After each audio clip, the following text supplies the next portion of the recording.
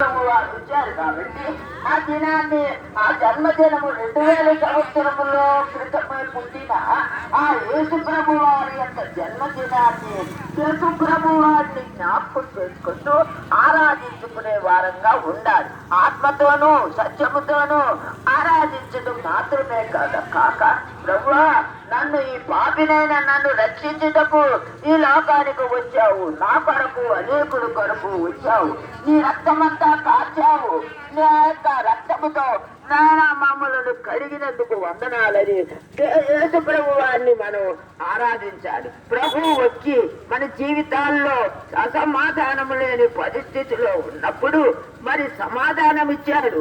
మన జీవితంలో ఇరుకులు, ఇబ్బందులు, వ్యాధులు, బాధల్లో ఉన్నప్పుడు మనల్ని వాటి నుండి తప్పించి రక్షించటానికి, స్వస్థపరచటానికి ఈ లోకానికి వచ్చాడు. కాబట్టి యేసు ప్రభువును మనం ఏ విధంగా ఆరాధించాలంటే ఆయన చేసిన అద్భుత కార్యము, ఆశ్చర్య కార్యాన్ని జ్ఞాపకం చేసుకుంటూ, దయా నా కొరకు ఈ లోకానికి వచ్చావు, మనుష్య వృద్ధిగా పుట్టావు, శరీర దారిగా వచ్చావు, తగ్గించుకున్నావు, మరి నీ రక్తమంతా కాచావు, చనిపోయావు, తిరిగి లేచి దేవుని గుడిపార్శ్వం మధ్య కూర్చుండి దేవుని యొక్క నాపక్షంగా విజ్ఞాపనలు చేస్తూ ఉన్నామని యేసు ప్రభు వారిని ఆత్మతోనూ సత్యముతోనూ ఆరాధించాడు. మన జీవితంలో ఎన్నో బాధలు, వేదనలు ఉంటాయి.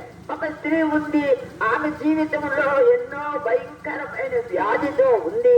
ఆమె జీవితంలో తనకు కలిగినదంతా